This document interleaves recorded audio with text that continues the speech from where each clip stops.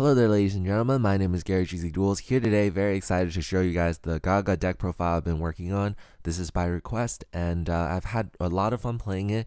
I'm not sure if this is a competitive deck. That's why I don't have like a side deck for it.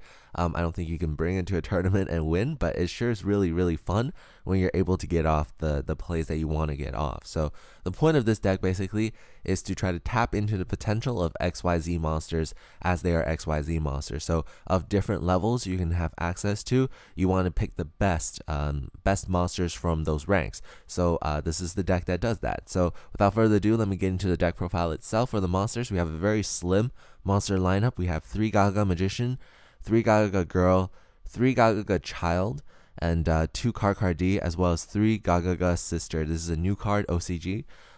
If you don't know what this does, this is a really good effect. You can just pause the video here and just read it. For the spells, we have a lot of them. A lot of them are draw cards. So for example, Lord Darkness. I do play 2 Gagaga Bolt. I really like this because you just 1 for 1, and also you can search it for with Gagaga Sister's effect. So once again, Gagaga Sister, pretty OP. This one's pretty good too, Gagaga Emergency Academy or something like that. It's a good card. It's like a Cyber Dragon. It's like, no, it's I take that back. It's like the Onslaught of the Fire Kings, where you can summon out Garunix from your deck. It's kind of like that, but you know, you can summon out a Gagaga monster, and the thing you would most likely go for is Gagaga Magician. 1 Dark Hole, 3 Upstart Goblin, because you really want to draw into your Gagaga Magician and your Gagaga monsters. Foolish Burial, because you can just send Gagaga Magician to the graveyard and then revive it later with like Gagaga Revenge. It's just like allows you to search for it better. 3 Mystical Space Typhoons, 1 Book of Moon, 2 Wonder Wand. Wonder Wand's pretty good, especially when you draw into multiple copies of like things that you don't need, like Gagaga Girl. Or you can use Gagaga Sister. So what you can do is you can summon out Gagaga Sister, normal summon it, search for a Gagaga spell. So you can search for something like Gagaga Academy or maybe Revenge and stuff like that, and then you can equip it with Wonder Wand, because all of these guys are spellcasters, and then you can draw 2 more cards, so you +1 effectively, and you shrink your deck by 3. It's pretty awesome. Gagaga Revenge, you know, you can use this to revive Gagaga monsters, why not? And then for the traps, you run a very slim trap lineup as well. We have 1 Bottomless, 2 Dimensional Prison, 1 Compulsory Evacuation, 2 Fiendish Chain, and 1 Solemn Warning. That's it. So yeah, for the extra deck, you want to run the best monsters from different ranks.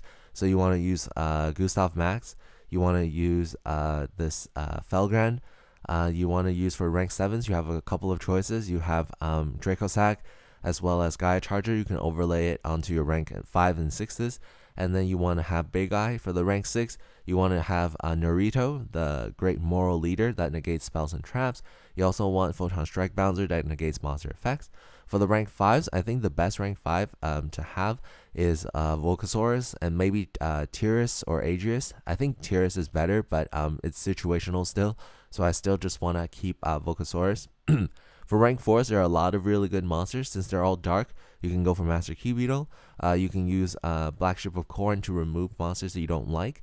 You know, Silent Honor Arc is really good as well. Excite Knight. Maestroke Symphony de Jin. I think this card has fallen out of favor, especially with the advent of, you know, Silent Honor Arc, because it does the same thing of protecting itself, but you know, it has a way better effect of stealing a monster. But I still like Maestroke because of the defensive stats. That's one thing, and also it has like a Book of Moon effect, which, you know, you can never fault. As well as Gagaga Cowboy for finishing games, and for the best rank 3, I think you have to run Zen Maze. So that's really it for this deck. I really don't have any much to say.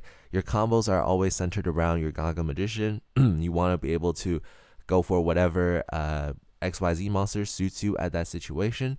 Your Gagaga Girl allows you to copy the level of your Gagaga Magician. So does your Gagaga Kid. And so does your Gagaga Sisters. Gagaga Sisters effect is kind of weird. So you have to copy.